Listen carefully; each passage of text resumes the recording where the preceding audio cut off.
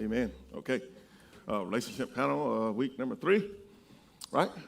Yes. Week number 3, and we're excited about it. And God is moving on marriages. And again, if you say, you know what, I really need to speak to one of those couples up there, you can email emember at excelfl.org and ask for the March of the Hills or the Wootons, and we'll get that to the right people, and they'll get back with you and get you guys set up. We're going to launch off with Amos 3:3.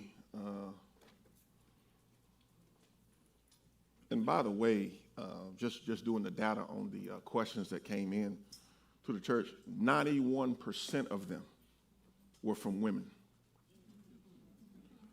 Why is that so important? Because us men, including myself, we feel like we don't need no help, you know.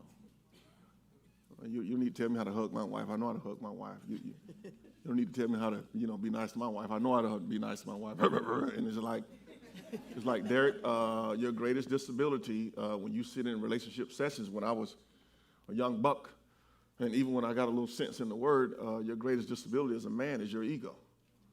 You can't, learning disability, you can't learn because your ego is in the way, and you just think you're knocking it out of the park.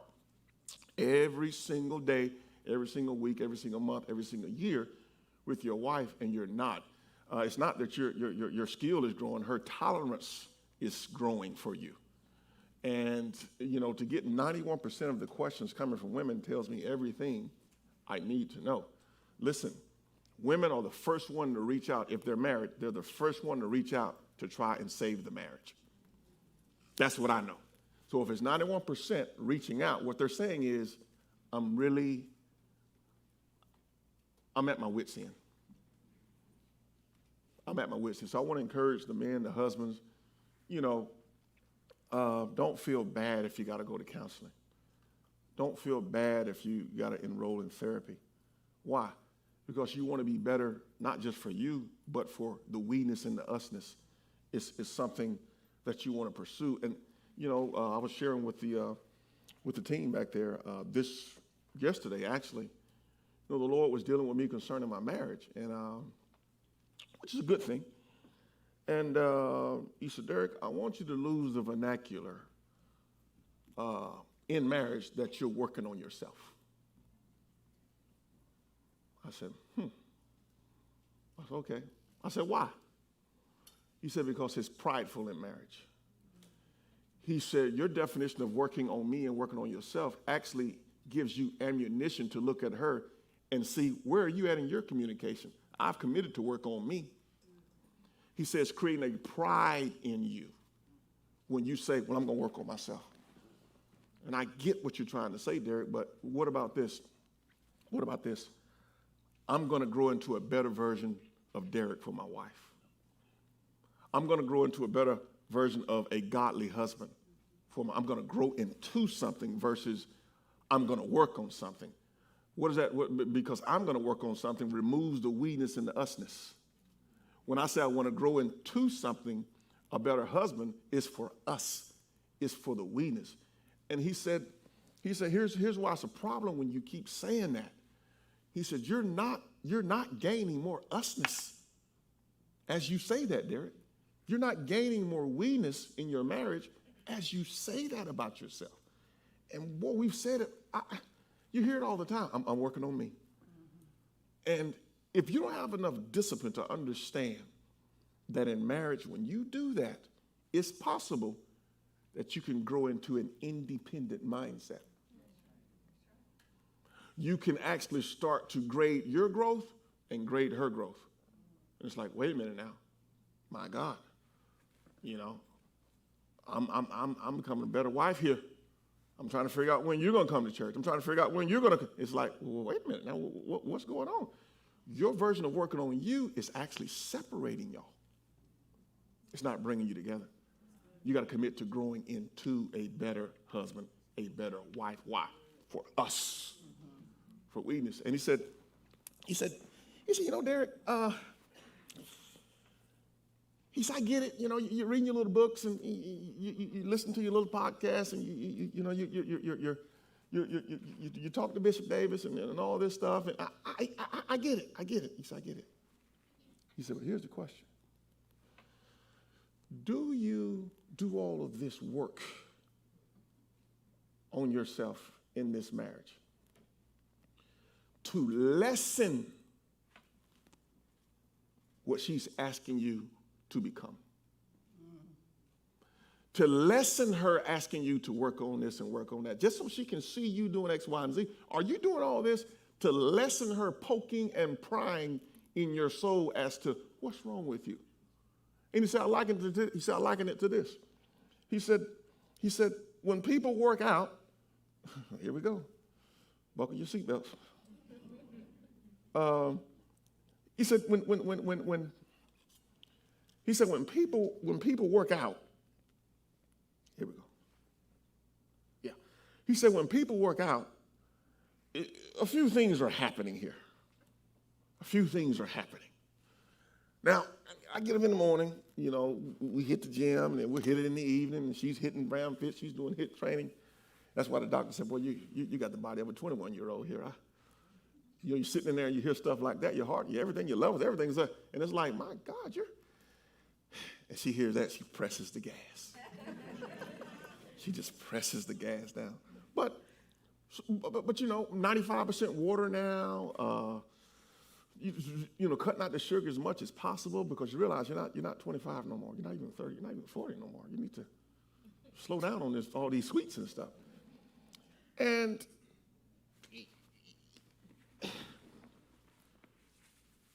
he said, do they want to be healthy? Do they want to be healthy? Or do they want to lessen the damage of their current bad food choices that they're not going to stop? Now, how many people have been there when you start working out, you start this, you start that, and then the world says, you got a cheat day. What's a cheat day? Oh, I returned back to my bad food choices. Because for 6 days I've went to the gym and I've worked out. So I'm gonna go back to bad food choices. That's why I'm working out for my cheat day. And it's like, oh, okay, you're not working out to really have a healthy lifestyle. No. I'm working out to lessen the damage of my food choices that I'm not gonna stop. And there's a difference. So how does that parallel to marriage? Oh, you're going to therapy and you're going to counseling and you finally went to church for your wife, or you finally went to church for your husband, or you finally start reading books to be a better husband. Why are you doing that, Derek? Why are you doing that? To be a better husband, godly husband? Yeah, kind of. But I just want to lessen these come together moments, conversations about what's wrong in our marriage, and can we talk? My God, husbands, they just hate to hear that. You got a minute for us to talk. I want to lessen all that. So I'm over here and I want her to see me doing these things, not to be a godly husband, but I just want to, I want to lessen the demand that she has on me to work on this in this area of my life. I want to just lessen that because it's just like nails on a chalkboard, and it's like, Derek, that's not healthy. There's no cheat days in marriage. No cheat days. You gotta set your sight. I'm gonna become a godly husband for a wife that God sent me. She is my gift, and Lord, I want to have an utmost respect for her in her sight, out of her sight. I am growing into a godly husband that wants us to win. You start working on yourself, you have the wrong girlfriends or homeboys around you, what you're going to start giving them is, well, man, look, I met with old boy at the church, and, you know, like everybody told me, I met with him and went to a couple of men's things, and, man, I'm kind of, you know, the men's group kind of, you know, and I'm doing what I'm supposed to do. I'm just trying to figure out, and they're like, yeah, I'm trying to figure out how long does she expect you When you got friends like that, look out. How long does he expect you to keep putting up with this and that and not knowing that she is tore up from the floor up in her soul, but because she's around her biased friends who's for her and what they see her working on, but they don't know, you're not working on that for us. You're becoming more independent with your single buddies. Listen, nothing wrong with having single homeboys.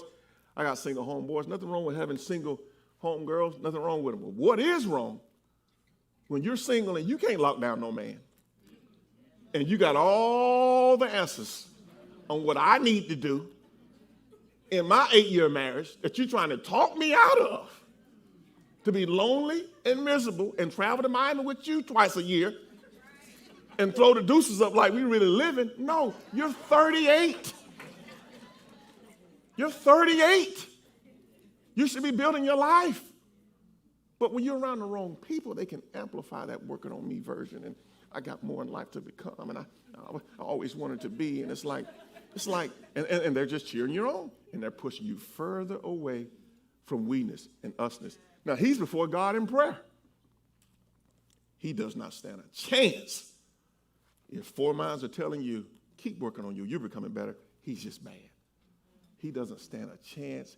He can pray until the sun, when the sun comes up and the sun goes down, your girlfriends are talking you out of a willing mind to work out your weakness and usness in your marriage. And you got to step back and take the blinders off and go, okay, homeboy, homegirl really ain't that bad. I like you. I can travel with you. I can be honest with you. You do aggravate me sometimes. I know I aggravate you too. I don't hit you though. I don't do nothing like that. I don't degrade you. I don't do nothing like that. So my God, I mean, so what can it be? Well, what it is, you just have an unwillingness spirit in your marriage. Nobody's willing to admit their faults. Nobody's willing to say, you know what, I really think we married wrong. I know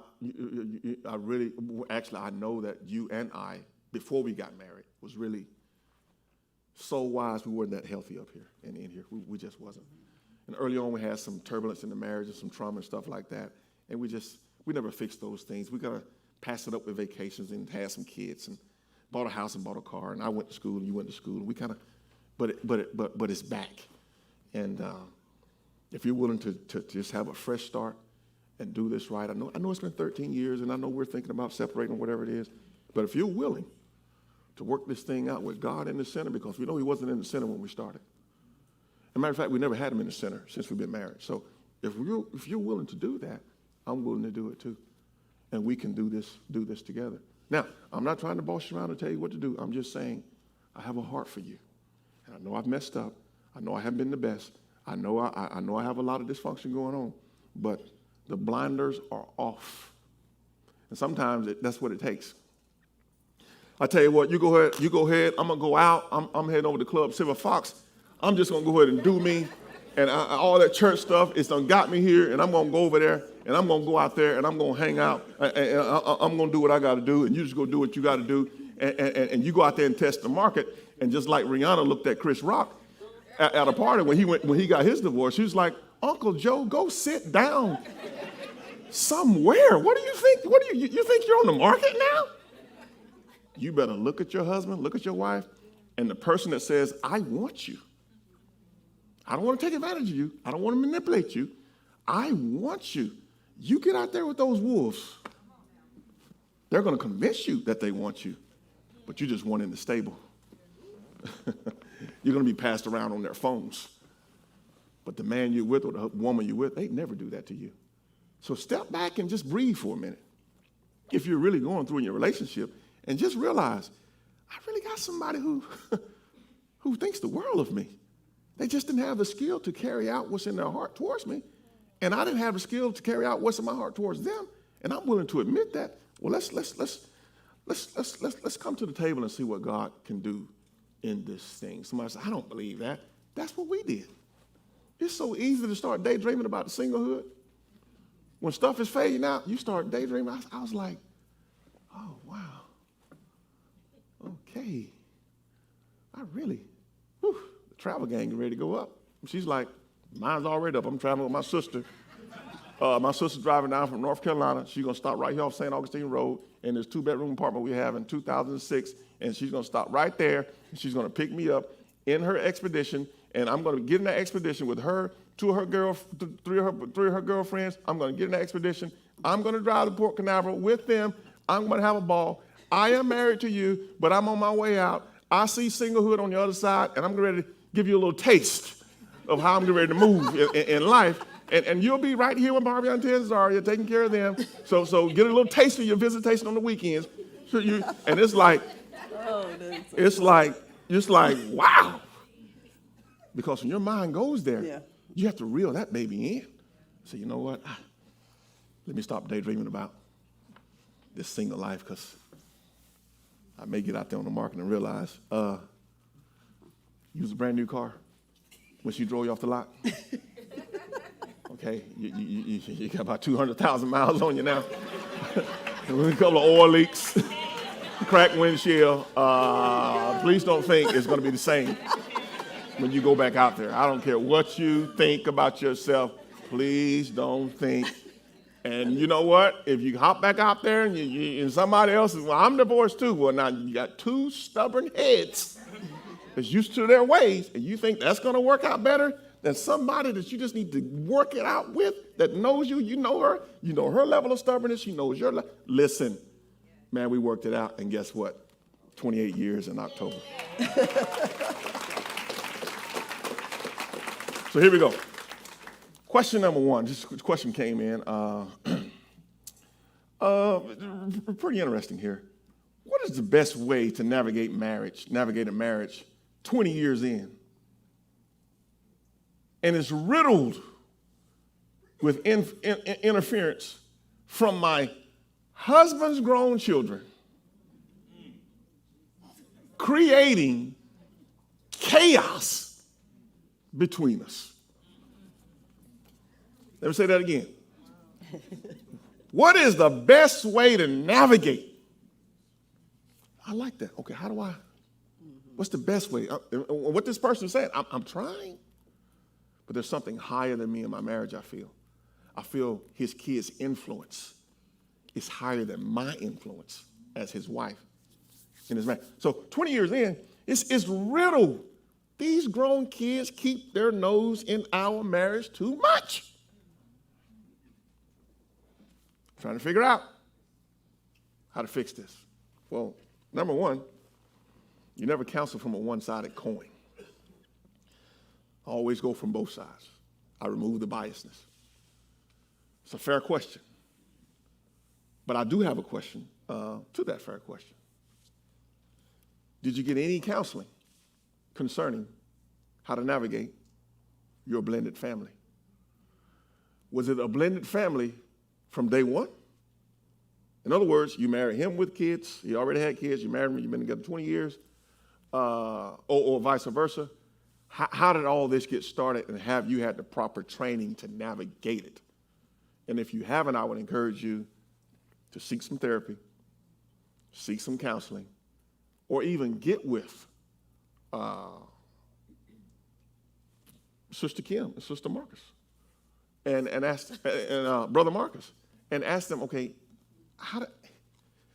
what she said, I feel like his grown children are just in our business too much. Now, I just know from counseling blended families, the wife or the husband has to be first, not the children. Yeah, Mom, I just don't like the way, you know what I'm saying? Y'all was getting ready to go on vacation. I just don't like the way he was asking you to hurry up and get your bags. Now we got to get out of here. Yeah, I didn't say nothing, Mom, but I wanted to say something now. You know me now. I'm like ready to say something. I said, nah, I want to send him off on vacation early. See, little stuff like that, that mom's got to turn to him and go, hey, wait a minute now. This is inherent stuff in marriage. Communication gaps are in marriage. But what I don't want you to become in my marriage is this police, this son police that calls himself protecting me from my husband whom I love dearly. Now, just so you know, he's a great man. And I am late all the time. So, so here's what I want you to do, son. Let me be the thermometer. Let me be the thermostat. Okay, let me be the thermostat. Don't you assume you need to jump in and help me or check him on anything. Why? Son, you're going to lose that every time. Okay, Mom. Okay. You don't want me to be your son? Now, let's not go to the ministry of shock. Let's just calm down now. You're not going to get me with that. I'm not going to feel guilty with that. Let's just calm down. I'm just telling you, you are too far in me and Joe's marriage. Okay? I love Joe. Joe loves me. Yes, we have complicated. Just like you and Cheryl. You know how many times I've seen you go off on Cheryl? And I just held my tongue. I ain't say nothing to you. Yeah, I noticed you don't say too much to me and Cheryl. Exactly. I'm not going to say it in front of Cheryl. I may say it when we get by ourselves and go, son, you was too harsh on that. But this idea that you feel you have an authorized gateway to keep jumping in our marriage, I need you to stay out of it. Matter of fact, stop talking to your siblings about it too. Because you're riling them up, and my daughter's over here texting me about it. I need you to stop talking to them about it because you're all going to lose to the husband that I love. In other words, now here's the thing now.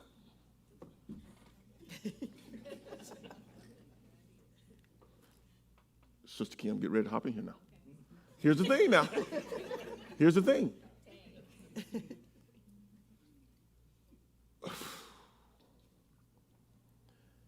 When that husband has those kids, those grown kids, I know what me and my sister did to my father when he got remarried. I know how we treated him. I know how we looked at Sister Tam. I know how we looked at her. I know how we made him feel. You're betraying our mother, our dead mother. You're betraying her. How dare you bring this woman into this house? Where's my mama pictures at? What do you mean? They're in a box somewhere. In a box? Yeah, they're in a box, Derek. I mean, what do you want me to do? But I'll tell you what, I just want to stay here this weekend. I'll go stay with my aunt. You're not going to have my mother's pictures on these walls up in here? Wait a minute, I'm married. I'm trying to figure out what. This is 7 years later. So I know what grown kids can do to that daddy or to that mother. They get too far involved with their emotions. And while you're out here with Sister Frances or Sister Cheryl, who you are highly attracted to, right? You think your daddy is going to sit here for the rest of his life and his loving wife has passed away and not re-engage with the women species? You're crazy. When you, son, are engaging with the women species, and you don't want daddy to, you're crazy. And daughter, you are too. Because you got a boyfriend, you got a fiance, and y'all don't want daddy to do nothing. Well, I had to realize, okay, my dad is happy with his new wife, my stepmother.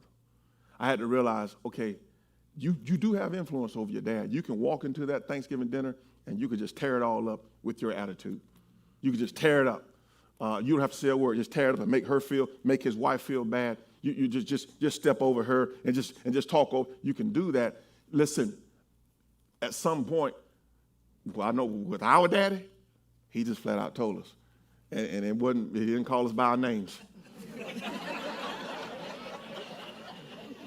He said, I be, you're going to come up in here and try to, and it was just, and I was sitting there like, oof. I got the message. Stay the blank out of my business. Sick of you. Way down there in Florida doing your thing and all this stuff, following ministry stuff, and you don't want me to. I'm sick of your mouth. I'm sick of you interfering. And yes, I love her. And yes, I love your mom. No pictures are up, and they're not going up. And that's just the bottom line, Derek. How many people know it didn't take the Holy Ghost for me to figure out? Stay out of your daddy's marriage. So to this question, the husband's got to go to the kids and go, hey, guys, I know you love me. I'm grown. I had y'all. I'm going to be okay. I married her, not blind, saying, hey, I'm marrying you to take advantage of me. I see everything. I still love her. Yeah, but I still love her. We're just wondering, I still love her. Well, me and sister, I still love her. Me and my brother was talking, I still love her. We all feel like, I still love her. I still love her. He has to bring everybody down to earth and say everything's going to be okay. I love this woman. Dad's going to be okay, y'all, okay?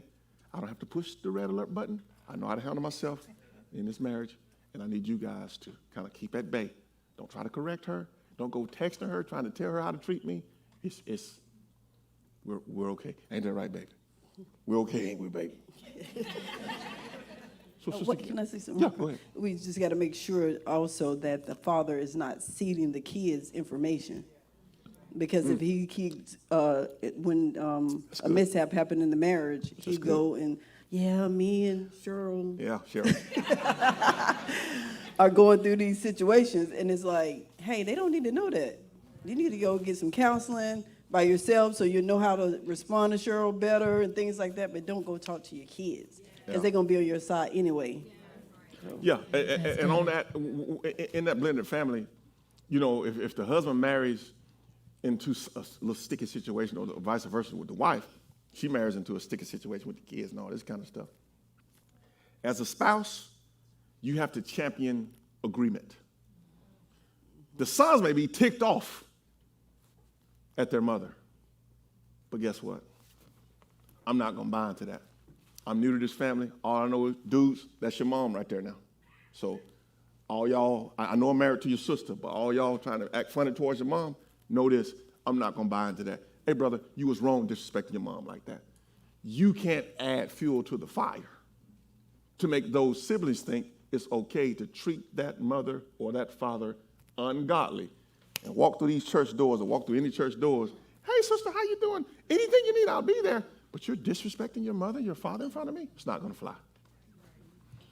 In a blended family, it's not going to fly. So I stepped on the scene, right, in y'all's family, and I would hear my mother-in-law light into, ooh, your father. Y'all, they ain't married. I hear light into him. I just sit there.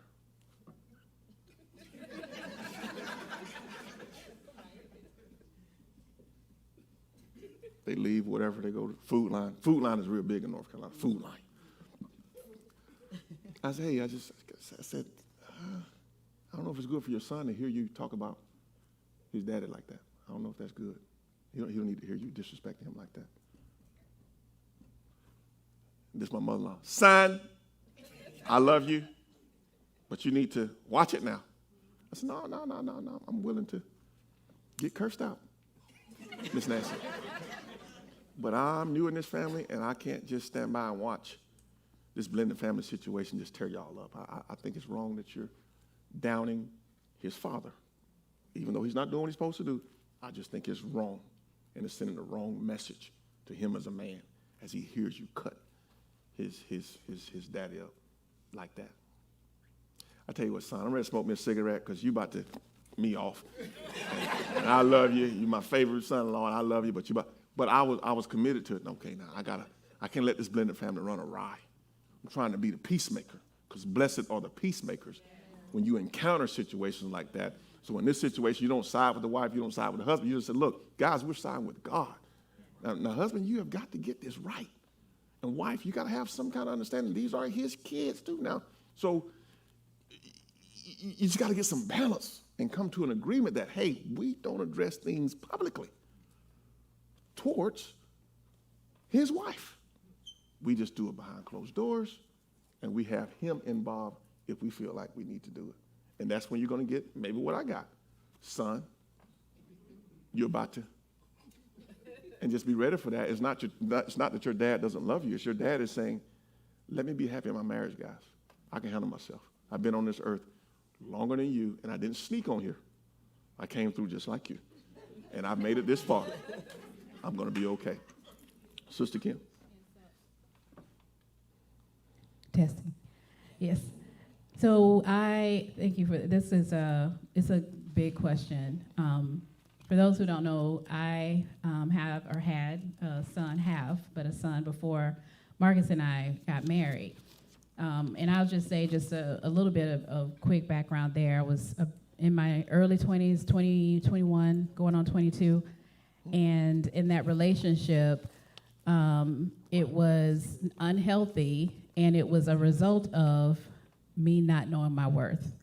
And I'll just say this as single ladies, and I say this to my daughter all the time. This is something I share with her, and I continue to say, and she'll tell you, what was one thing I always want you to remember if you don't remember anything else. And she'll say, know your worth.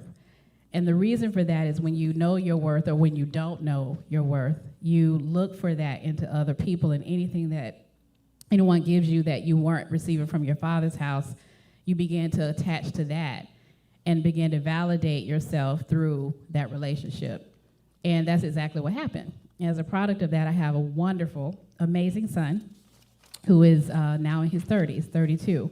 But through that relationship, my husband and I met, and Christopher was about 4 at the time. And what I'll say and what I've shared is what I did not do well, and I've learned from that, is setting the expectations and the boundaries up front.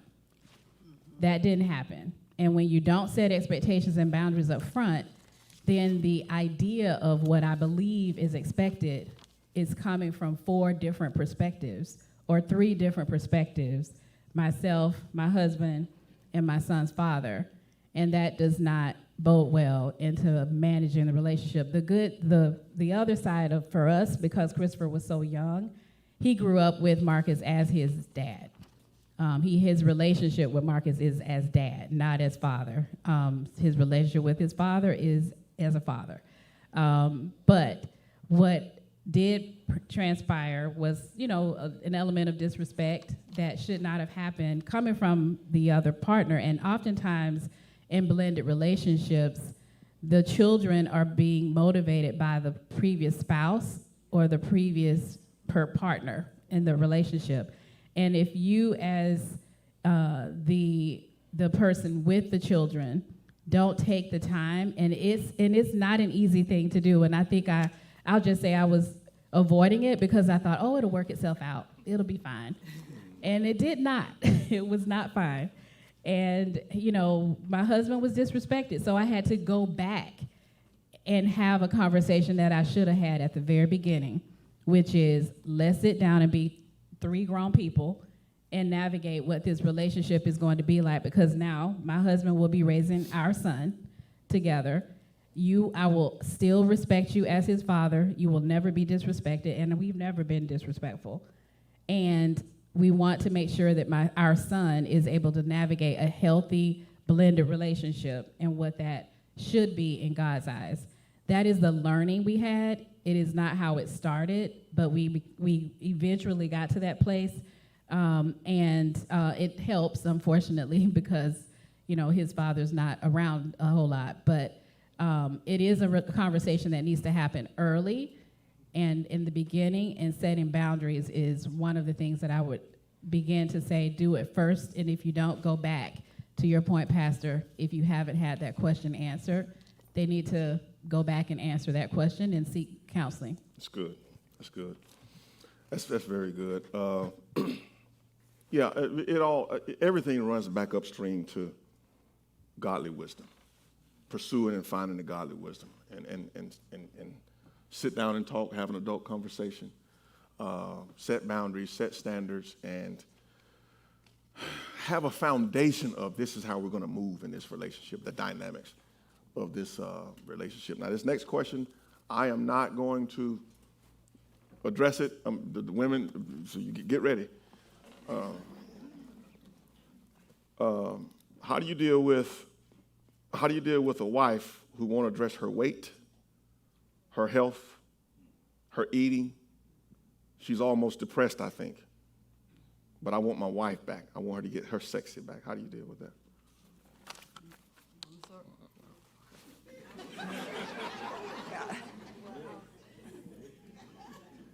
I saw Deacon in, it was like I want this. I'll take that one. So I've struggled with my weight for a very long time, and my husband doesn't make me feel bad about that. However, he's always encouraging me. He's lost almost 60 pounds now, and he's always encouraging me, hey, let's eat better. What can we bring better in the house and all these different things? And I can relate to feeling depression, not feeling your best self, not feeling pretty, all those things, because all that comes with it. Your clothes don't fit right. You look in the mirror, you don't look the way that you used to. Your face is changing. You don't like to take photos. There's a lot to it when you gain weight. And so one thing that my husband has done to try to encourage me is be the example. So he tries to eat the things that he wants to see me eat. He's doing the exercise. He said, hey, I'm going to ride bicycles. You want to ride bicycles with me? Absolutely not. I do not want to ride bicycles with you. I don't. And so he tries to switch modes. Hey, I'm going to go take a walk. You want to take a walk with me? Yeah, I'll take a walk with you. You know, that's a little bit easier. Now we have a treadmill in the house. We have it sitting right in our living room. So if I'm watching TV or something, he pulled it out of his man cave. He's like, I'm pulling it out of the man cave and put it over here.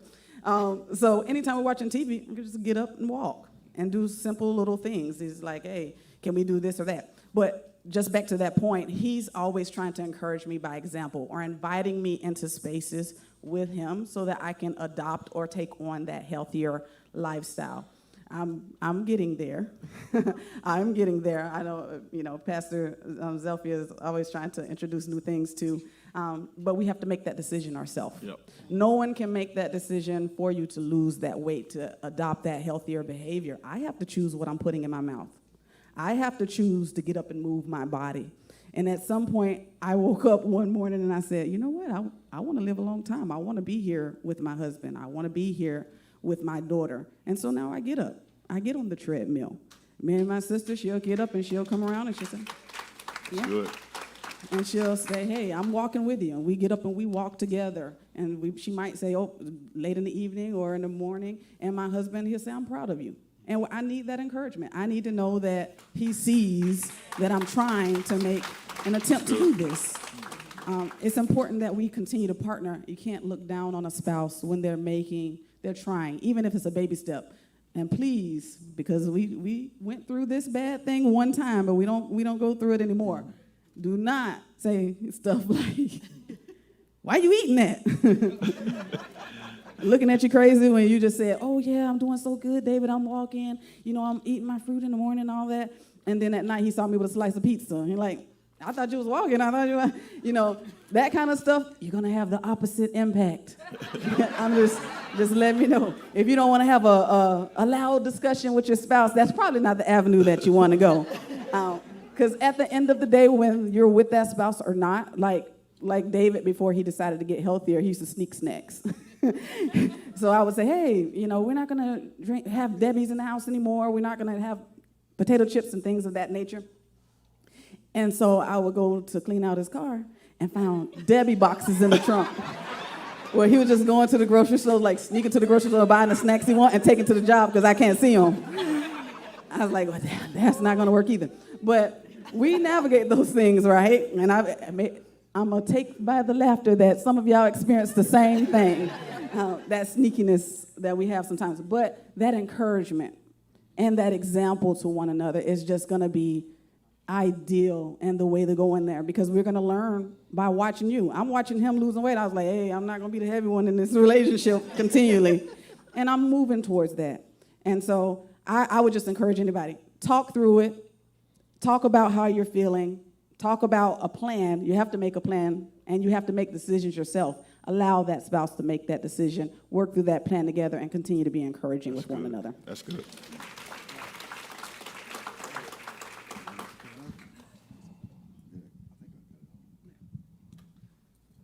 I want to say this too, for the husbands, to avoid pitfalls. I learned this years ago in a men's morning group from Pastor Derek. He said, if you're having issues with physicality and concerning your appearance with your wife or your spouse, it's simple. Pray for them. Mm-hmm. He said it just like that, and it stuck with me ever since then. And you lead with that.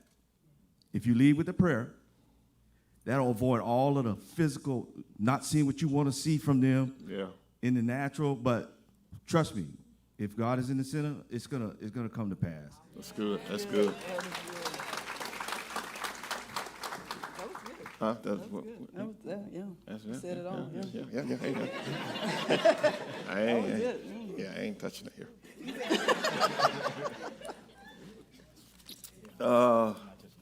Let me drop this nugget on you. It's hard to be who they wish they had married. When you're in a marriage, you start looking at appearances and all this stuff, and you're like, man, she was 5'10", and this, and your wife is not that. Your husband is not that. If it's constant image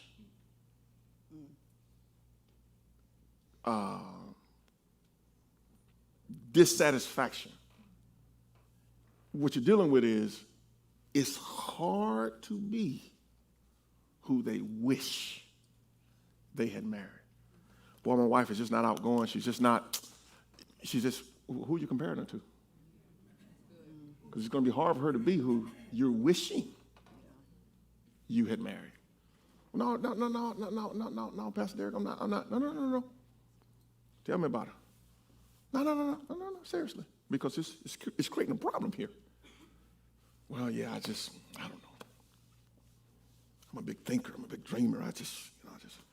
Okay, she's not. And it's hard for her to be who you wish you had married. When you start looking at your spouse, I'm talking women and men too now, because the wives look at us too and go, he got his shirt off at the beach. Why you got on a XXL T-shirt at the beach? It's a 501 Levi's with some black sandals. Why you got on that at the beach? My gosh. I mean, I burn. I burn easy, so. You burn, yeah. You say you burn easy. That's my story. And one thing I did with my wife is I just told her, I said, hey, we on vacation? 2-piece. I don't care. I see, look. I'm looking at you, and I'm in Fort Lauderdale Beach. I'm looking at you, and I'm looking out here like, okay, now there's a spirit of boldness that I've never seen before here. And sweetheart, let me tell you, you are highly qualified. Matter of fact, let's get out, go back to the room, take off that little sheen thing, this little fishnet and all that kind of stuff. Take it off, and because the bottom line is there's a spirit of boldness out here that is here to deliver us both. You and me. So all this. So we start, but see, it comes with a spouse coaching and say, look, you're good to go. Wouldn't throw that thing on. I mean, if they good to go, you are good to go. And they just strutting around and here the Christians are at the beach. Here's what we hide behind. I don't want to call nobody to sin. You ain't gonna call nobody to sin. The Bible says be moderate.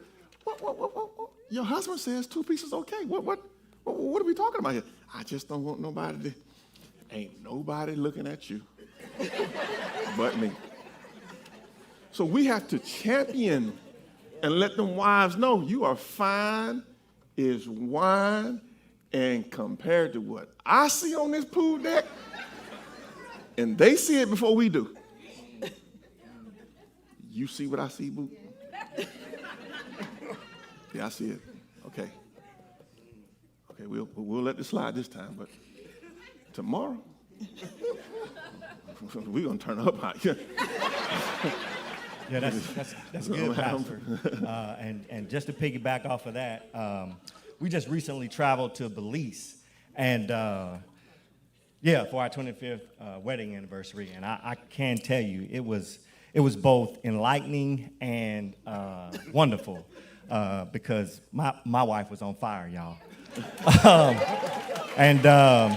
They had the little coordinated cover-up thingies underneath the 2 pieces and stuff, and I was just like, okay, we back to normal. Okay, you spreading your wings and flying. And so I encourage husbands to always champion your wife and their appearance and how they look, and you encourage them to step out of those comfort zones that the world has told them they should be limited in.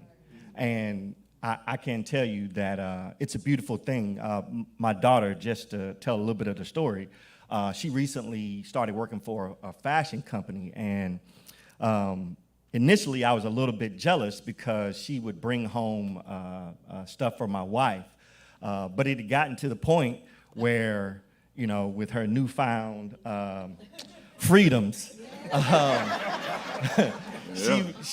daughter would bring home the little bags or whatever, and I would be more excited than she would be, because I'd just be like, hey, let's dump it out. Let's see what we got.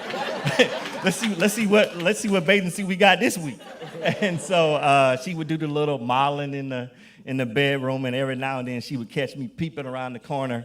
I'm supposed to be watching football or something, and she you know, casually walking back and forth in the bedroom with the little outfits on and stuff, thinking that I'm not paying attention, but I see you. I see you, girl. So yeah, that's good, Pastor. That's good. Yeah. So you have to do that, and it's important to do that. It's important for our wives to know you are. I don't care if Jennifer Lopez out here. You are the top dog out here on this beach, and that's just the bottom line to the bottom line. And the thing about the whole weight thing, you can't take it as an insult when a spouse says, can you just give me 20 pounds for my birthday? 20 pounds of what? You shut him down right there. Shut her down right there. 20 pounds of what? Just, I kind of like you when you was, you know, I still love you, but I just like it.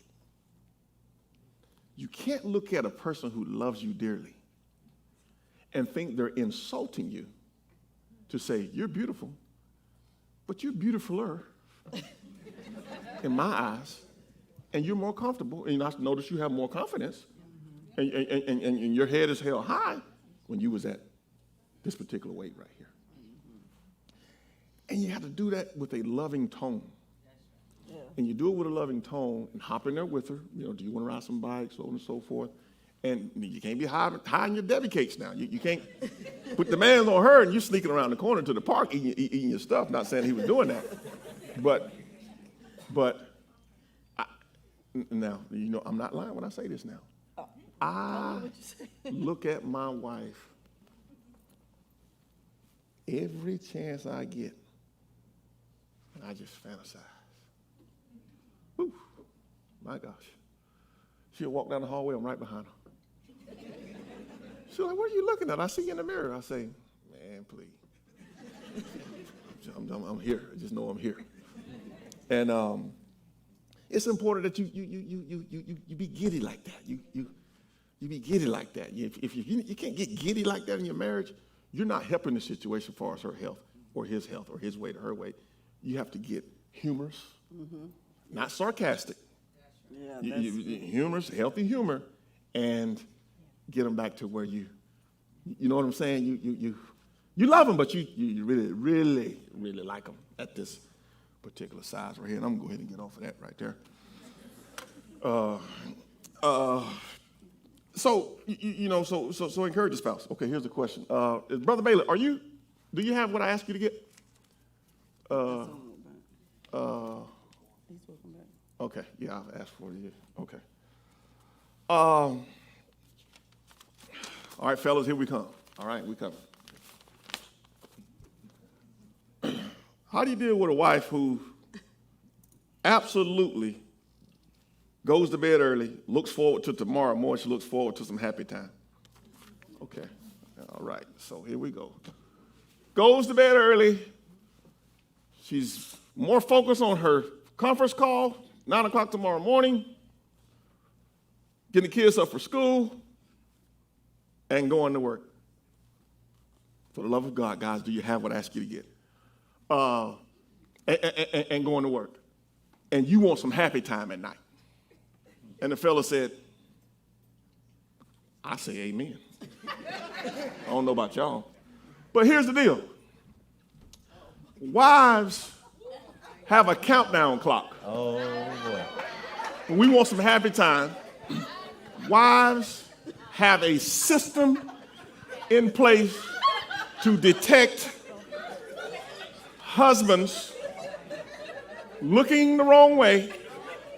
It's past 8:30. I just got out the shower. I have my pajamas on. The dishes are washed. The sinks are clean. I know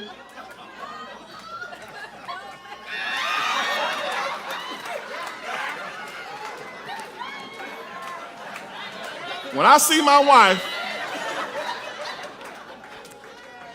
at the dish sink,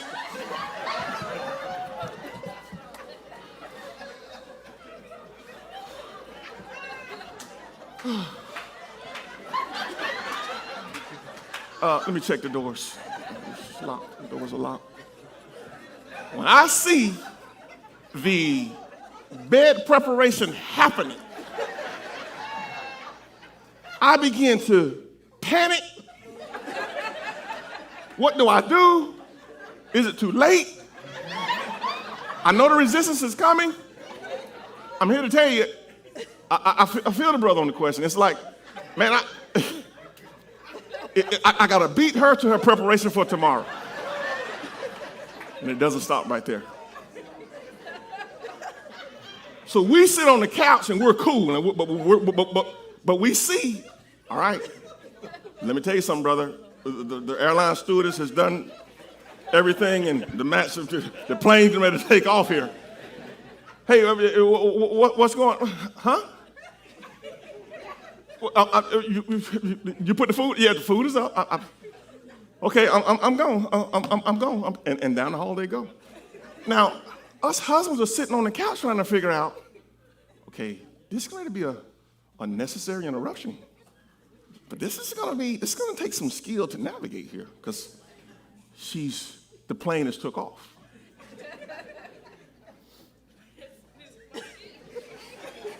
So you walk in the room. The lights are off. You hit the light. Got to find my way to the bed. Turn that light off. And it's not turn the light off, land on their bed, land on their back. It's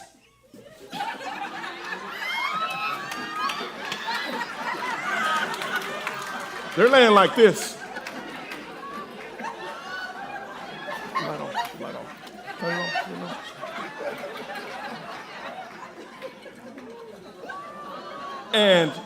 And we're trying to figure out, okay, she's about sleep.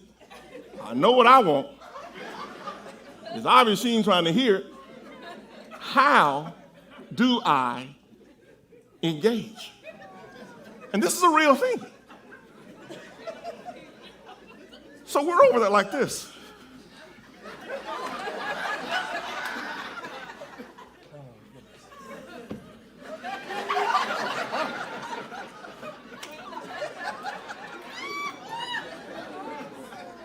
Here it is. Wait till tomorrow. Just wait till tomorrow. I got to get up and just in the morning. Just. And here's the deal. We lay over there, and it's like, oh my gosh, what just happened? So now I got to set my alarm clock on my phone because I know how quick they can get out of bed. It's like, no way. So, brother, I feel you. It is a situation where when you see the flannels, the high-watered pajama set, and that thing right there going in their heads, they are sending a subliminal message. If you didn't get it in, buddy, you just got to. Pastor, can I say something? Yeah. Please, Tim. Yeah. Please. I mean, it's a question. Can I say something? That's a question. Listen, I have to. Okay. So, what I would say is, spouses, you all can start long before we get home. That's it. And I'm going to give you an example. Wait. No. Close your ears, Kimari. No. If you're out there, close your ears, please. Kimar's an adult. So Tell it, Kim. remember I shared, oh my gosh, Pastor, you have me over here crying. It's the truth. Every husband knows what I'm talking about. This is hilarious. But I shared that my husband is usually not willing to cook. It's usually me. And we've had a lot of discussions about this, a lot of discussions. Because I would even say, we have friends that know, it's like, you can open up a can of SpaghettiOs. I really don't care. Just think about my day, because I have a really demanding schedule. And sometimes I just don't want to think about, I'm driving home like, okay, do I have the onions? Do I have the bell pepper? Just thinking about the ingredients. Do I need to stop by the store? Do I not? You all know. Well, we heard first week, Deacon Lonnie said, pursuing your spouse. That same week, my husband called and he said, hey, on Tuesday, he said, no, you text me. He said, don't worry about dinner, I got it. And so first I was like, oh, I looked at my text and made sure I was like, okay. Because Kamari will do that sometimes too. And she'll say, don't worry, Mom, I got dinner. She's always just very thoughtful. She's a nurturing young lady, gonna be just an amazing spouse someday herself. She's being taught well. But my husband prepared dinner on Tuesday, and it wasn't just SpaghettiOs. My husband made fish tacos. It was some good fish tacos too, y'all. And then on Wednesday, my husband texted again. There you go. And said, don't worry about dinner. You should see the meme and emojis in the group text that came between the three of us. I was like, what? So let me just tell y'all, I was well prepared by the end of the evening to take care of my husband. That is it. There we go. So Yeah. I was thinking about it. Listen, I was thinking about it all the way home. So you don't have to wait. Start early, right, Pastor Z? Yes. Yeah, I didn't need to make dessert, so yeah.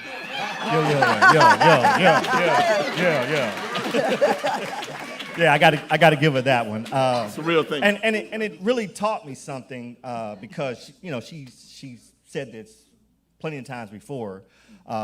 She always coaches me to say, hey, Marcus, that intimacy that you desire at the end of the night should start early in the morning. Mm-hmm. And I used to be like, okay, what are you talking about? I'm like, okay, you mean before I go to work? But she, and it comes down to, I tell you, some years ago, we were blessed by one of the ladies here in the church. She actually gave us I would call it a printout or a piece of paper. But basically on this piece of paper, it spelled out 50 gifts for your marriage. Mm-hmm. And the things that she wrote were so intimately connected to what we needed at that time. But some of it was it was so many things that simple yet effectively carrying forward in our marriage to the point now where literally that was given to us about maybe 10 years ago. And it literally sits on the back of our door inside of the bathroom, which is, I spend some time in there, I will tell you. But it literally lists out 50 different things that you can do inside of your marriage to build it. And one of the things that sticks out to me the most whenever I read it is she said, do everything that you can daily to encourage and honor your spouse. And it just, part of the encouragement, if you're wanting to be more intimate with your spouse, you have to understand that women are emotional creatures. And you have to build on that emotional connection. And I'm gonna tell you, when you do that and you set up that intimacy time that you want, I can tell you, it was some furniture moving. All right now. I had to stop a couple of times. Like, okay, wait, you good? Oh, my bad. I'm sorry. Yeah. But it's just the peace and just the desire that she had to take care of me was just so meaningful. And I was just like, hey, I put it on my calendar as a reminder. Tuesday is my night. I'm cooking. Deacon Lonnie, you up here talking about cutting the throat. What's your take on it? No, it's the same thing. It's the same Oh, thing. okay then. Hey, you know what, though? I will say this. Being married as long as we've been married, I got 5 kids. But when I got home from training camp, not to slow the pace down. But here's the thing. My wife will tell me every single time, did you start early? And here's the thing, men. It's difficult for us to figure out that emotional connection that women really need. My wife will say, same thing, I'm an oven, you're a microwave. And I'm going. It's like, I hop out the bed, and I'm going. I look at her, and she's like, why are you always grabbing on me? Why are you always pulling? I'm like, you gotta slow down, bro, slow down. And so when I start to slow down, I realize, man, I'm missing this. I'm missing pursuing, really getting to know my wife again, not rushing. And when I do that, it works out so much better because I take my time to notice everything. And you get to know it again. And I'm gonna say this, being honest with you, 34 years, we both changed. In the way we do things, what we accept, what we like, how good we work together. I'm being transparent, a little. We had a little fallout just the other day, and it's like, how long are we gonna keep doing this? And we can't keep falling out all the time and doing this because it's like it erodes, you know. Yeah. And so what we're trying to do is figure out, even after 34 years, you changed. Yeah. So notice those changes, and if you think the changes don't happen physically, they also happen emotionally. Mm-hmm. And so you have to make sure that as you're talking to her, you're getting to know her over and over and over again. And so you might, like I say, you can be a microwave and you can want to get it done quick, but you better make sure you understand emotionally what moves her and where she wants to be moved. Because if you try to move her in the place that she does not want to be moved, it's not moving. Yeah, it's not moving. And so I've learned how to go back to the drawing board, and I'll say this: ask, because I thought I knew everything. I ask now. How do you want me to do that? How do you want me to do this? Yes. What do you want me to do when? And there's nothing wrong, no shame in that game, because I do it better and better, and I get to know her over and over again, and I find something new. So. Amen. That's good. Who you want to?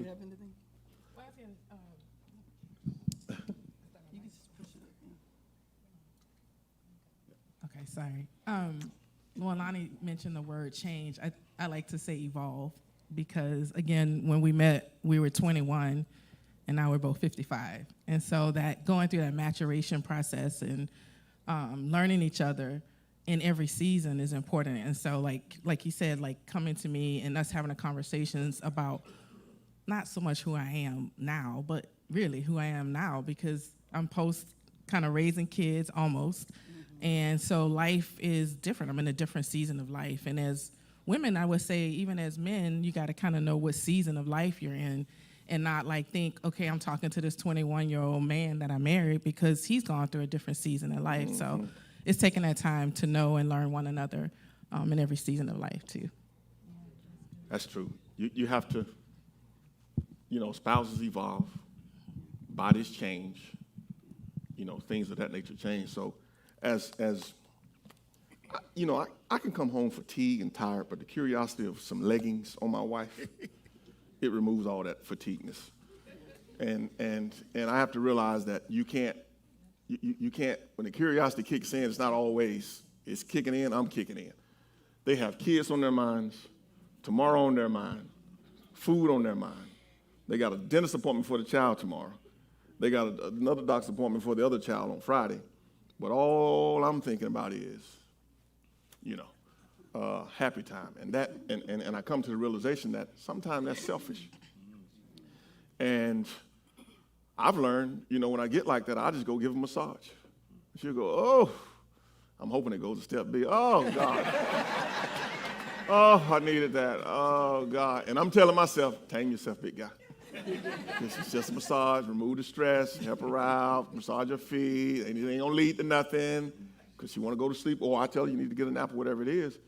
But it's knowing, okay, it's time to engage. But see, when these come out, it's not fair to the husband to say, okay, now when you see this, you just don't think about nothing else because you second fiddle to that. No, I'm always first fiddle. And he's always first fiddle. So, and I want to just pepper this in for the wives. The idea that you can just say, just come on then. You know what, we'll pick it up tomorrow morning. You can't, with a man, you can't say that. Because when you say that, it's like, okay, let's just come on. The motivation is all out the window. And it's like, oh, this is just a take it or leave it here. Man, I want to be wanted. She want to be wanted. But when you tell that man, oh, God, just, whoa, child, come. It's like, man, alive, is it that? Rushy. It deflates everything about us. When you don't feel wanted. And I don't like taking back seats to morning meetings and morning calls and all this kind of, keep all the morning calls and meetings to yourself. But that's a good question. And if we can't address this in church, I mean, I don't know where we can talk about it at. So it's good that we got people up here 35 years, 25, 18, 17, and that's talking about it because it's a very important thing. You got anything on it? Do you want me to say something to them? Hey, I mean, shoot, you say it anyway. Falling short, I'm falling short. If I'm knocking out the park, I'm knocking out the park. That's what you tell me. You're honest. I mean, it's just. I am honest. That's what I love about you. No, it's so funny because the way he perceives me sometimes is like, I was like, what person are you talking about? What, with your pajamas and getting ready for bed? And they're not hot waters, they're capris. They're capris. Okay, well, they're above the ankles. I be looking at everything. I'm trying to assess everything. No, but I haven't even with you, I told you, I said, hey, whenever you are ready, I said, I'm ready. I said, that's just the bottom line. As long as emotionally you haven't beat me down. Whoa. No. Beat you down?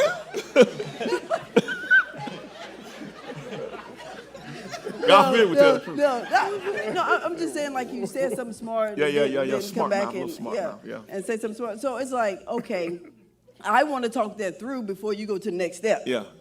So let's not go to the That next is you. step, That and is then you. it's like, no, we need to address this, and then it's like, I'm open. I'm like, Yeah. I'm not the type of person, even if I have on my little bonnet or whatever, and but that's so funny. Now this is one thing for ladies because some of us do wear like wigs and. Well, hold that thought. Well, you got this, and you got the kind you wrap around with the top out.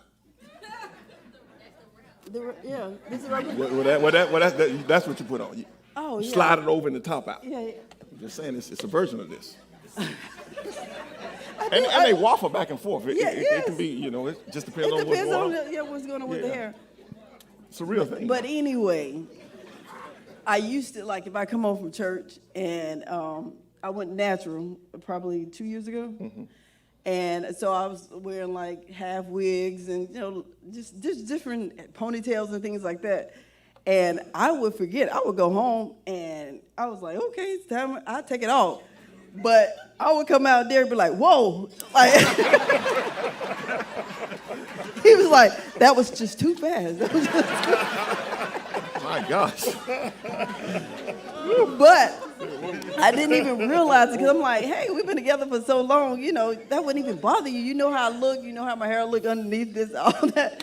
But it was too much for him. And then now I was like, okay, well, I just get some little cute bonnets or get some cute little things to put on my head. When I take everything off, it's like, hey, this is me, But it's too much for him. And so I'm just letting you know. They might not say it to you, but it's a lot if you do it. Yeah. So it's like, we gotta warm things up, and sometimes, we get rushy as men, but we have to do that. And wives, just turn us out with your mouth. You can turn us out with your mouth, your words. Our friends that bring clarity to it. Just keep looking straight ahead. With your words. Yes. Turn us out with your words. Yes, your soft words. tones. Yes. Say the right thing. Yes. That's good. Just say the right thing. Make us think we're Superman, so on and so forth. Oh, boy. Say the right things, and we're good to go. But, the looks, any kind of look or any kind of little, like, I get smart at the mouth sometimes or whatever it is, it deflates stuff, and it's like, you should have never said that or you should never did that, Derek. And I try to get better on that. I really wake up in the morning now with everything on my mind the whole day because I understand the course of the day. I get it. And I know the favorite snack to buy. I know everything. I kind of know it. I know, he's hey, a great gift she needs to do a giver, Target run, a Costco run, get out by herself, just get away for a minute, kind of regather herself. And I'm not going with her because she's going to feel rushed. I know how to keep all the tension out to get to the destination. I want to say this, though. Just moving right along. We got 7 minutes. When you're met with the shocking confession,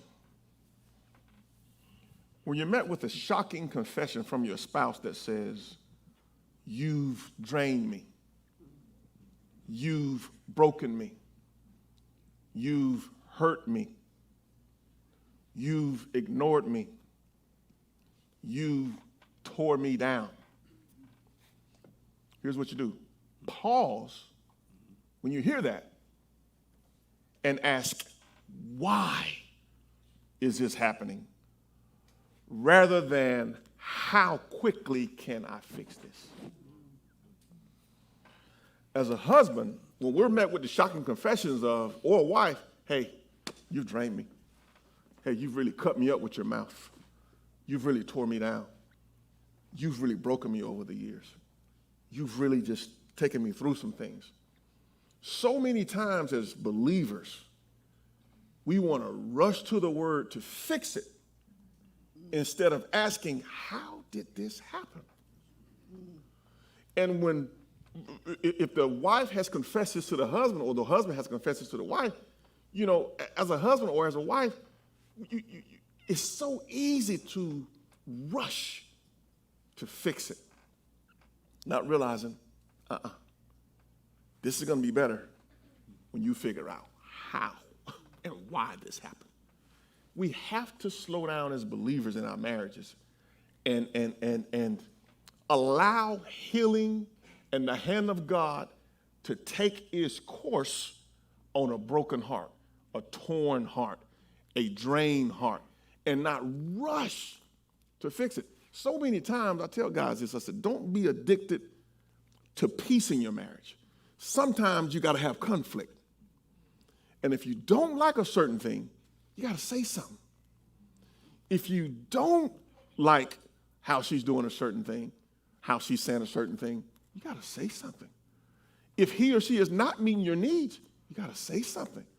But to hold the peace for the sake of everything's okay, because we got vacation in 3 days coming up, so I'm just going to hold the peace and just keep everything kosher. Listen, Vacations don't fix marriages.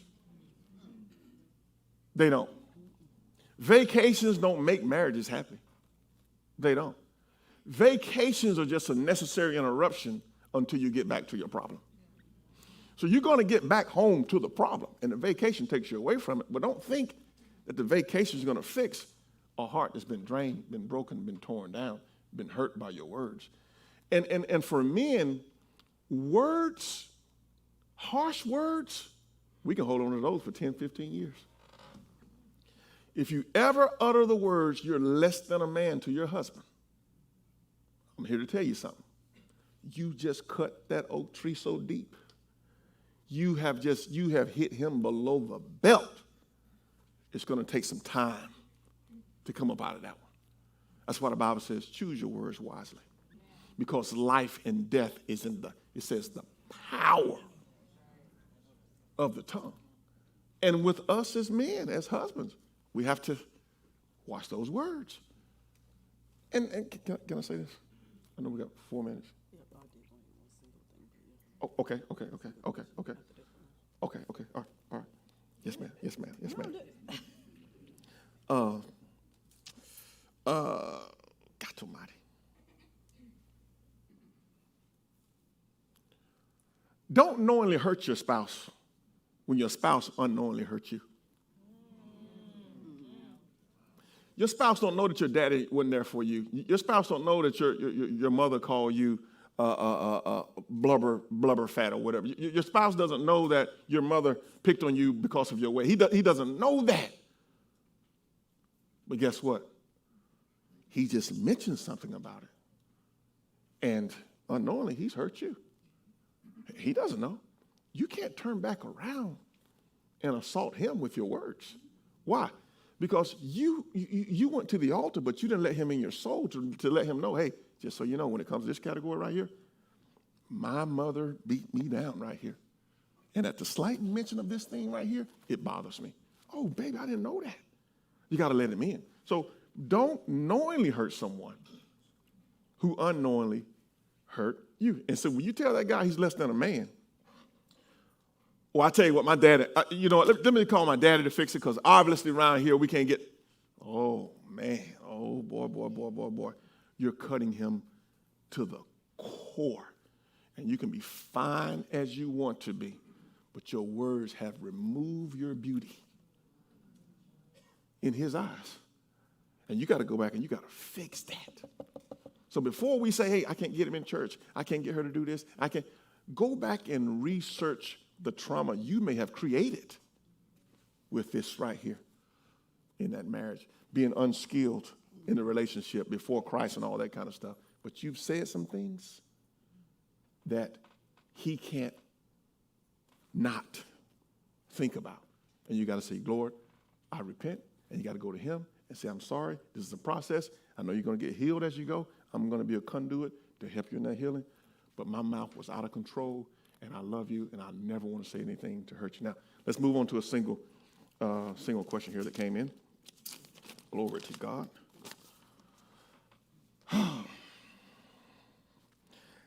As a single lady, how would you advise when you physically miss the touch of a man?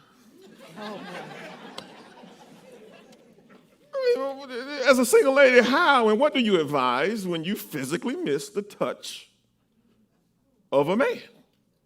I just love that question. Because, again, as believers, we don't want to be honest about our feelings. Mm-hmm. Oh, that's just so nasty. You think like that. No, I'm being honest. I like the touch of a man. Well, I'm touched by the Holy Spirit. And nah, you don't know how to articulate your feelings, your true feelings. I do. And I don't need dozens and thousands to do that. And I'm trying to ask, what do you advise me to do if I miss the touch of a physical man? Here's what I advise you to do. It's Pastor Derek now. First of all, I advise you to approach it from not a lust standpoint. In other words, if you approach it from a lust standpoint, any man can do that. hug you in the break room.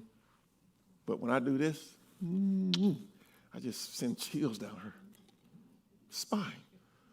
That's my wife. But if you desire a touch, and you go on a date, and you just desire a touch,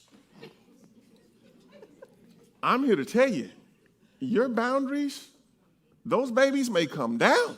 So you can't approach it from a lust standpoint because, listen to me, God forbid we'll be honest in church. If you haven't been touched by a man in 3, 5, 7 years, and you're approaching it from a lust standpoint, if that man kisses your cheek and works his way to your earlobe, you're going to have fireworks bigger than January 1st, New Year's Eve celebrate. You're going to, oh my God. But if you say, you know what, Lord, I desire the touch of a physical touch of a man. I have boundaries, but I'm just putting it out there. I'm honest, and these are my feelings. This is what I desire. You know, Lord, you say, you give me the desires of my heart, and I'm just there. I'm done with all this cold stuff. I desire the physical touch of a man, and I'm not lusting, Lord, because I know if I lust across the line, that touch can lead to something else, and I'm trying to keep myself, for my future husband. But I think you deal with it the way you dealt with it in the form of a question. It's share your desires. But now I can't say, I'll tell you what, sweetheart, you touch of a physical man, hire you a gigolo. I can't say that. Just go on a rendezvous and waiting to exhale, take down instructions, get on a cruise ship, and go to the Bahamas and go and fulfill your desire. I can't say that. What I can say is watch the lust, approach it from a lust standpoint. That's number one. Number two, continue to share your desires with the Lord. What you desire. Now, when that man comes, I would encourage you to warn him. Especially if you maybe your second marriage, or you're in your 30s or your 40s, and it's been a while, and he may be 45, and his plane is kind of, we're cruising at a comfortable altitude here, and give me 20 more minutes and we'll be landing. Seatbelts, put the seatbelts on. I was in the comfortable ride here, and he's coming down, and you're like, I've been desiring this for 3 years, buddy. You gotta have a conversation, and just inform him that, hey, just so you know, this is what I want. I've been desiring this. So nobody's caught off guard, and you're not caught off guard, and you're not disappointed, in Fred, Bo, and Jim. So I would encourage you just to stay honest with God and allow God to minister to you while you, navigate the desiring touch of a man. I can't say nothing else. I can't say find a stranger. Go. I can't say that. I'm just saying make your request known to God. Continue to do that. Don't approach it from a lust standpoint, because that lust can hook you up with the wrong man, because you're sensitive to touch right now. Another single question. Got time for one more?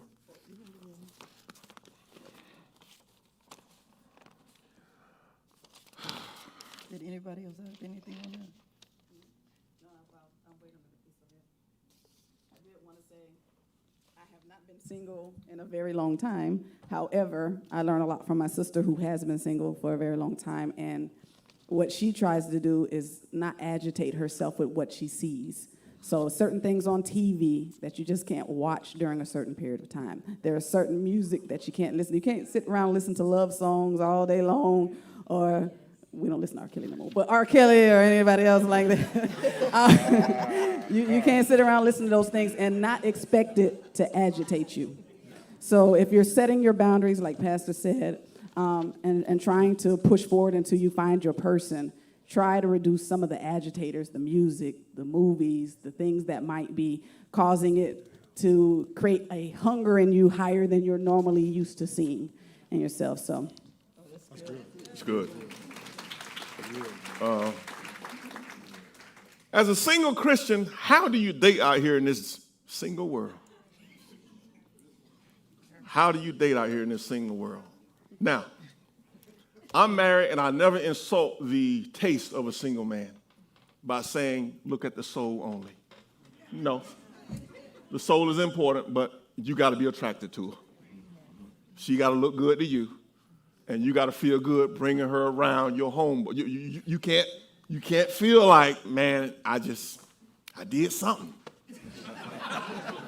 You got to be honest with yourself as a single man. So, I've heard counselors say, just look at her soul and her inner beauty and all this kind of stuff. And people who are saying that been married 20 plus years. You got what you want. I'm not going to mess this first one up. I love the fact that she has a beautiful soul and she serves in church and she's educated. I love the fact of that. But she cannot conversate and just have a normal conversation. She can't do it. And I like to talk. You got to be honest with yourself. So in this dating world, we can't keep telling singles, look at the inner beauty only. We know we got to be attracted to one another. They have to know that they're attracted to the person.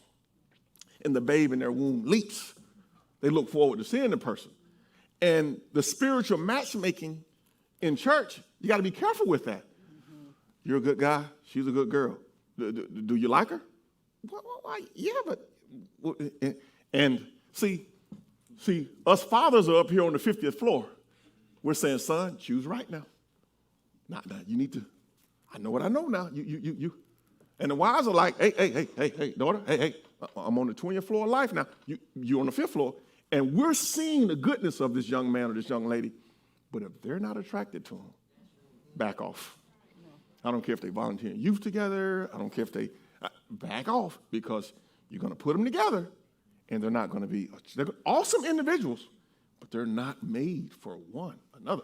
So I always say, if you're single, you got to check your network. You gotta respect math. And when I say that, you work, church, and what other groups are you around? 3 homeboys at the church. We gotta, go play golf. So that's it. So that's the only pool you got. But I do some online dating. Well, you really got to be skilled on that, brother. If you're struggling physically, you really got to be skilled on the filters and the this and the that, and you just don't know what you're getting into. But you got to ask yourself, am I in a large pool of people, or is my network broad where I can look and go, more than one time a week? Nice young man right there. Where were you at? Oh, my sister, her job, they had something and she invited me to go with it, and I went. You broaden your network. But when we just shrink it down to church, relationship conferences at the church,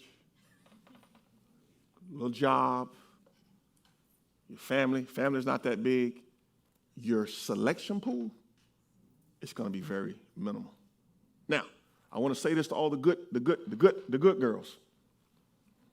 Great, awesome daughters. You're no match for wolves. They can look good, they can be smart, but I'm here to tell you, if God is not at the center of their life and they are a wolf, I've seen in ministry where I didn't even recognize a young lady 13 months after hooking up with the wrong guy. He was educated, good looking, kind, but God was not at the center of his life, very ambitious, and he was a wolf.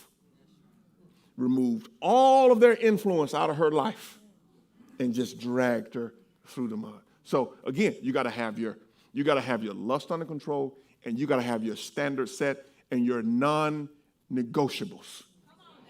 You have a whiteboard to write out your marriage on, a blank canvas.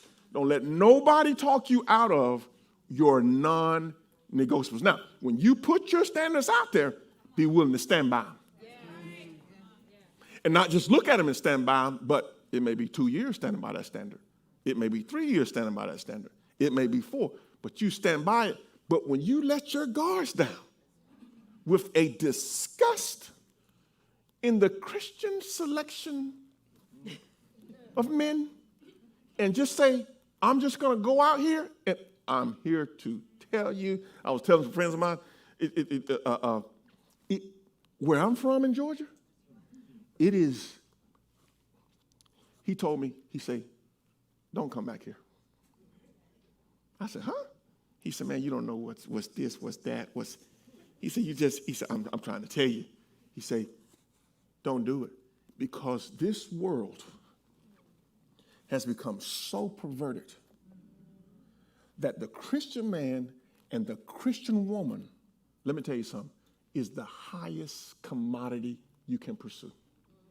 Someone who's on fire for God and God's at the center of their life. This other stuff that's happening out here, you don't know if you're girl number 3, 4, or some other stuff. It's crazy out here. You got to have your standards, be willing to stick to them, get in a larger network, start networking more, get out there. And I'll say this, on dates, thuses and thous don't fly. And the way you talk about your religion on dates, you got to be careful with that. I'm just like the Jewish Muslim. I'm a Christian, and I love my God just like they love their God, and life is real good. And move on. Don't get into the Holy Spirit. Don't get into the anointing. Don't get into none of that stuff. All that's going to come as you date, and dating simply means you're gathering data from a person. I'm gathering data, and less is more. I'm going to talk less. I'm going to engage you, but I'm going to let you talk too. And if I get up and you like, so we're going to do this again next week, and that's all you're looking at, man, I get with you, brother, but my God, this is all you want. You got to be able to assess quickly what are they here for. And don't be gullible. And I tell all Christian men, Christian women, don't be flattered so easily. Don't be flattered so easily, and also learn how to acknowledge when you are flattered. You like what he said to you? No, I can't stand that. I feel disgusting. No, all he said was, you're a nice-looking young lady. Why are you feeling disgusting about that? I just, You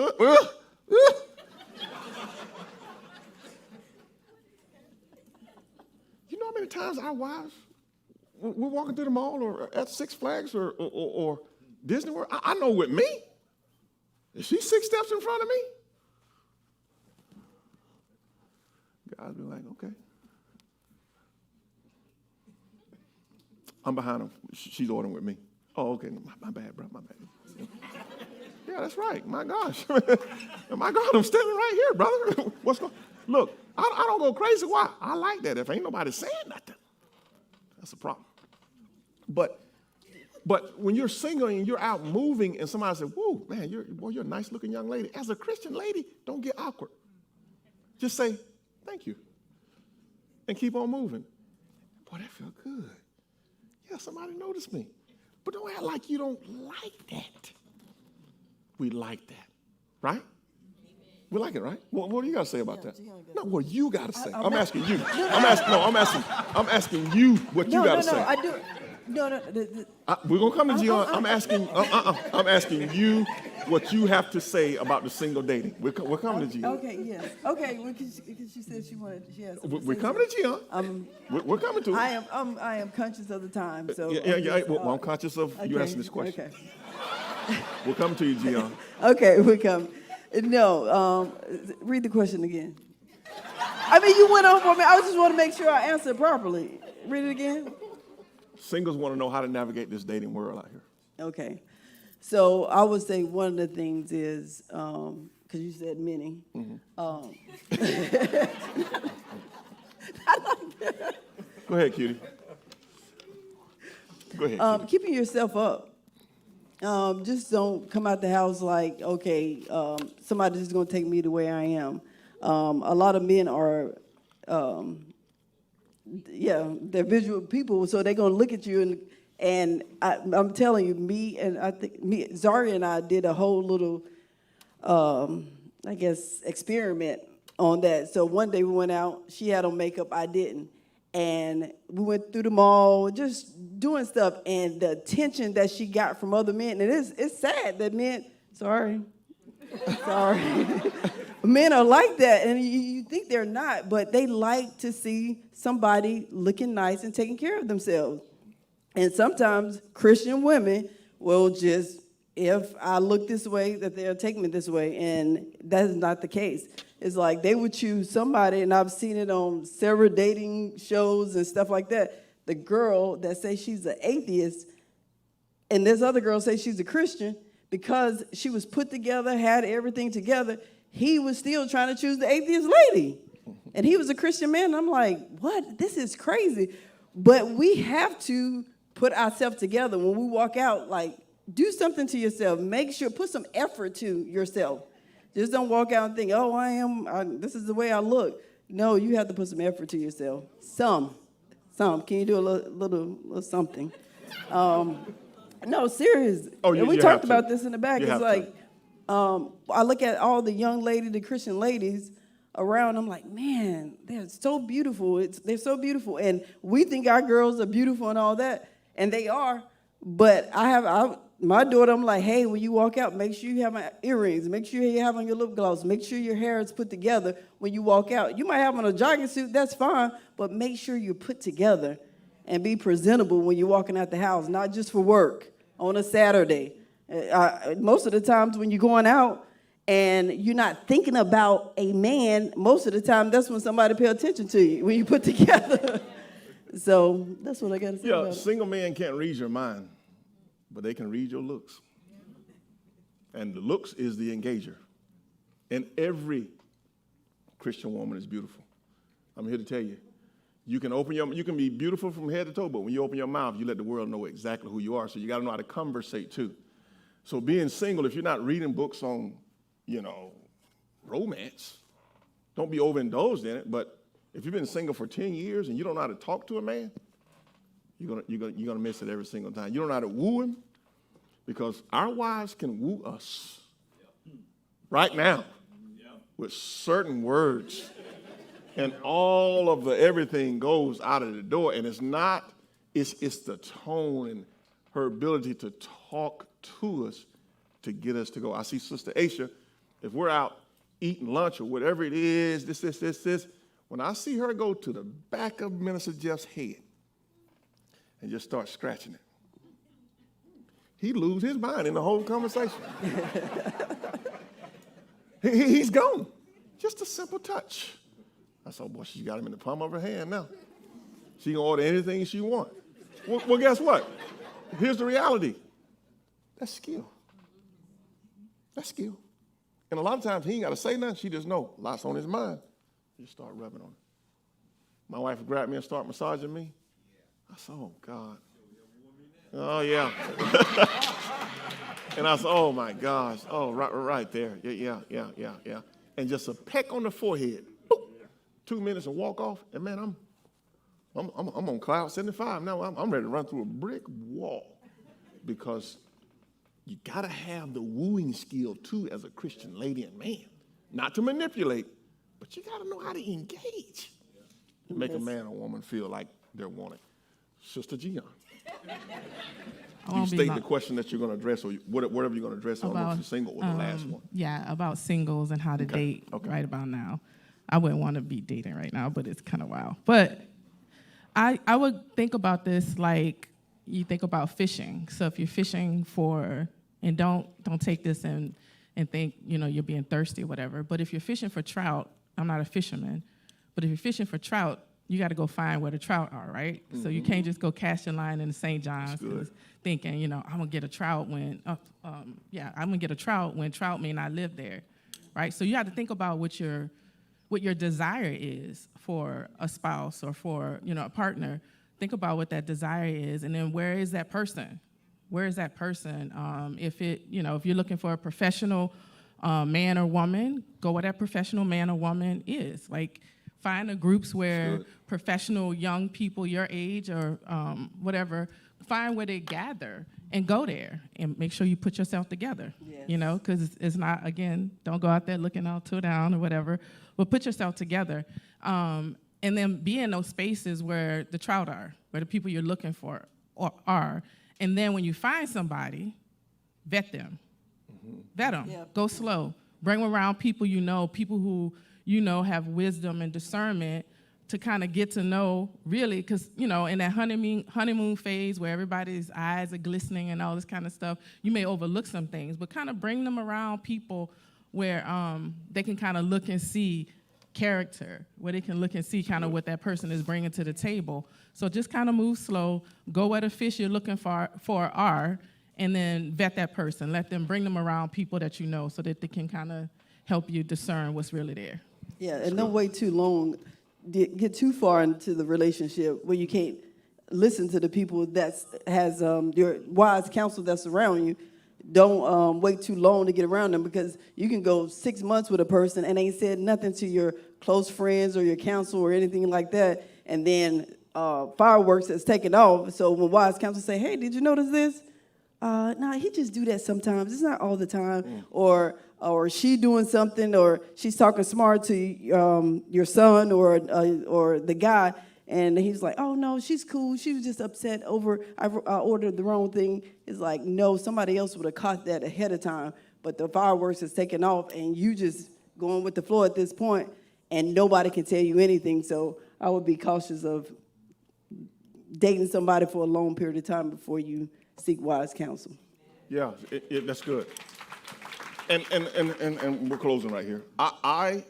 If I was single and I was in a church, I'm letting you know so you'll know your network. I'm letting you know so you have your network. I'm letting you know your nieces, your nephews, your nieces, your cousins, all that.